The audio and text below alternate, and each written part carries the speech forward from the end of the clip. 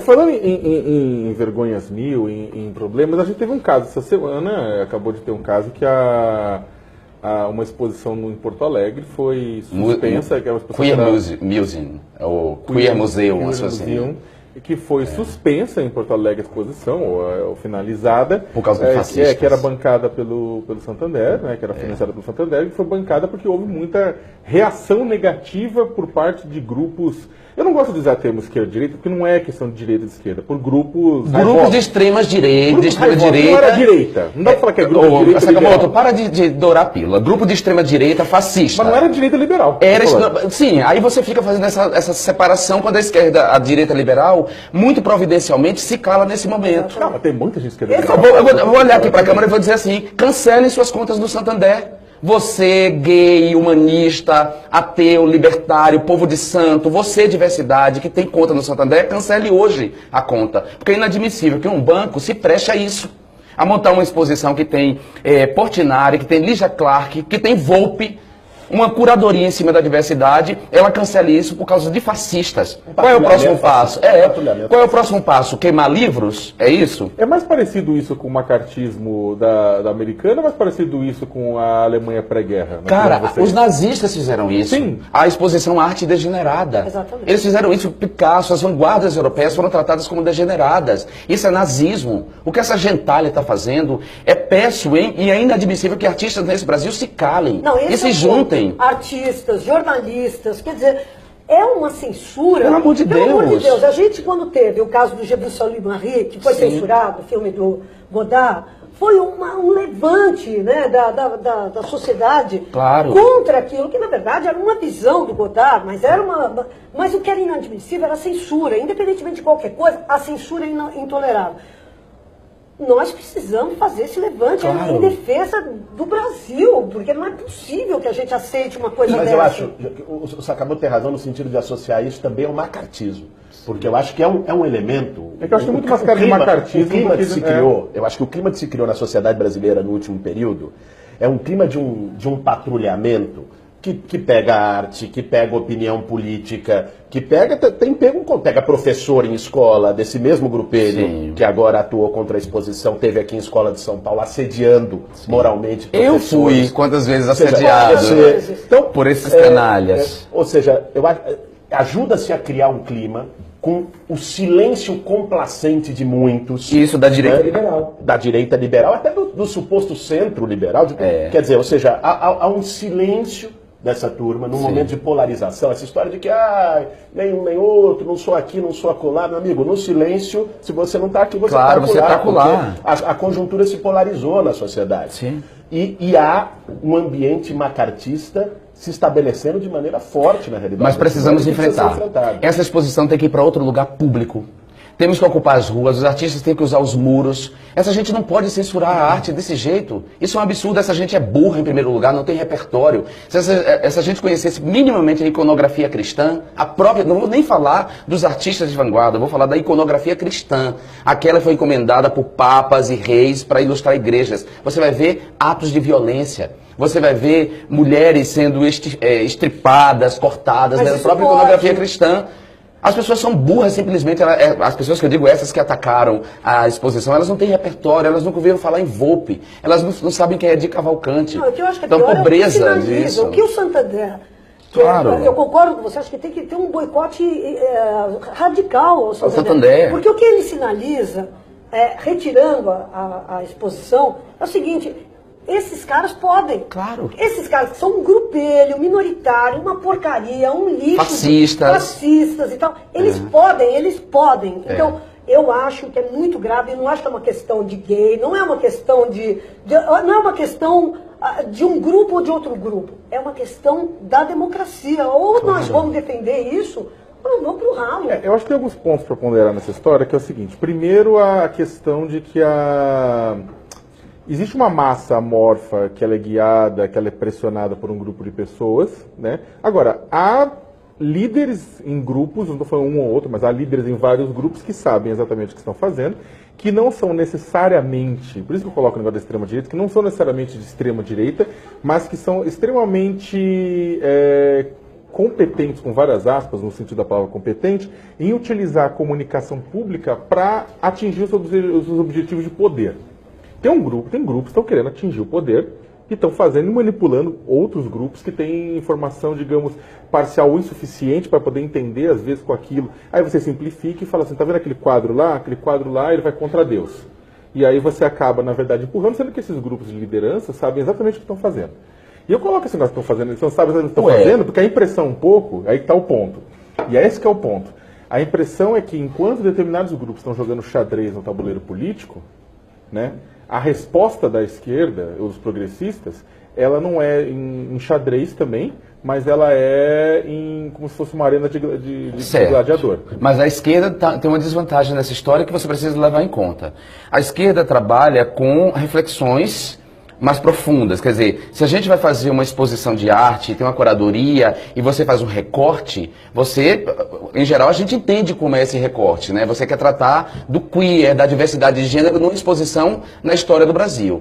Aí vem alguém da direita, da extrema direita, que trabalha com preconceitos profundamente arraigados e dizem, aquilo ali é pedofilia, aquilo ali é zoofilia. Aliás, a Luísa Mel, que é aquela defensora dos animais, entrou nesse coro, nessa tagarelice de imbecis, dizendo que era um absurdo uma arte que trazia uma representação de zoofilia. Então, é isso, é uma desvantagem para quem quer trabalhar com reflexão e com repertório em relação a quem trabalha com frases prontas. Bandido bom é bandido morto, aquilo ali é pedofilia, ideologia de gênero. É uma desvantagem muito grande. Nós temos um país mas eu concordo com um déficit de educação de qualidade enorme, Sakamoto. Mas como é que você vem sabendo que é esse déficit é dado? Com instituições se colocando. Quando o Paulo Mendonça, do Canal Brasil, quando a página do Canal Brasil foi atacada na primeira temporada de Cinema em Outras Cores, que é um espaço para o cinema LGBT, para curtas metragens, e eles fizeram um ataque à página, o Paulo falou, eu não vou mover uma palha, o programa vai ao ar.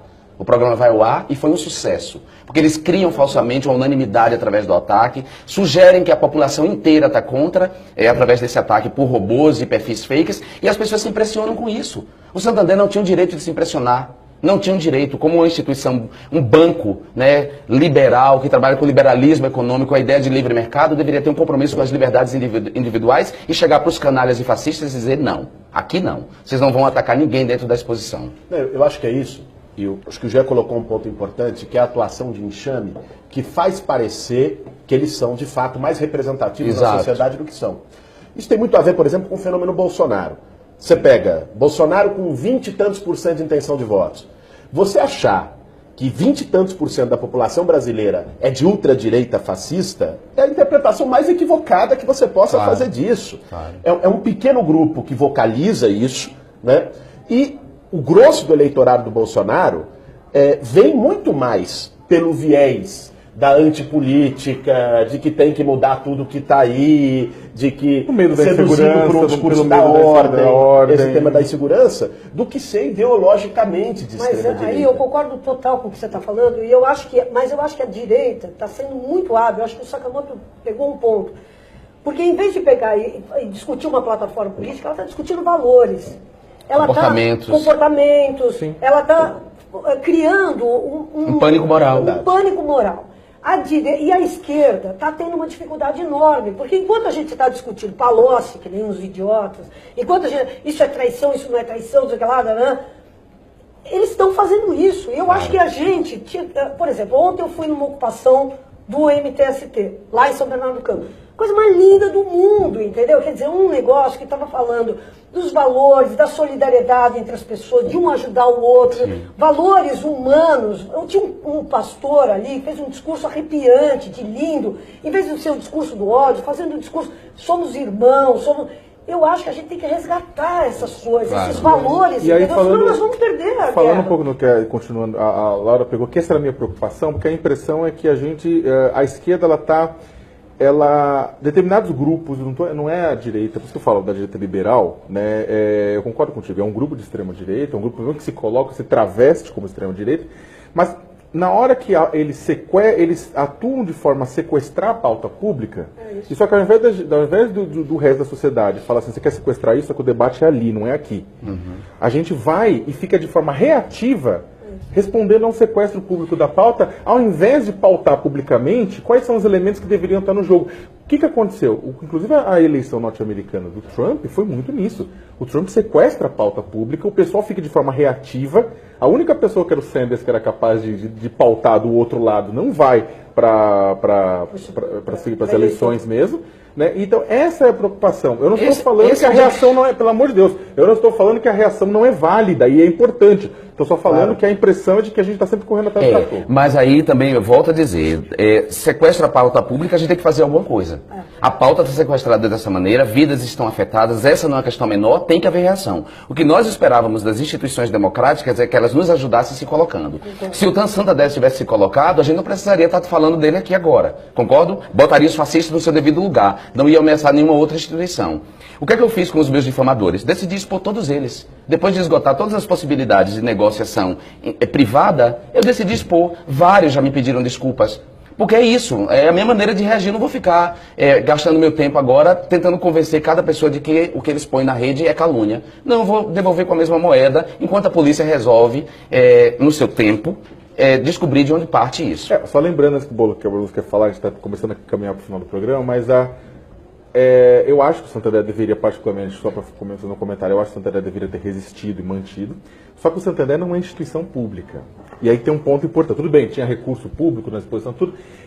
O que me interessa, acho que o ponto que você levanta interessante, é qual o papel das instituições públicas nesse sentido, né? E aí pensar em escola, nas administrações públicas lá do próprio do Rio Grande do Sul. Qual o papel da imprensa nessa história? Da mídia. Mas são todas as instituições responsáveis por passar adiante a grande explicação da narrativa do nosso tempo, escola, mídia, família, igreja, todo mundo trabalha, todo mundo, qual que é o papel deles nesse ponto? O que pelo menos dá para perceber é que neste ponto, neste momento exato, nem as grandes instituições, muitas delas esgarçadas numa situação maluca que a gente está vivendo, e até a população, a gente não está qualificando o debate público.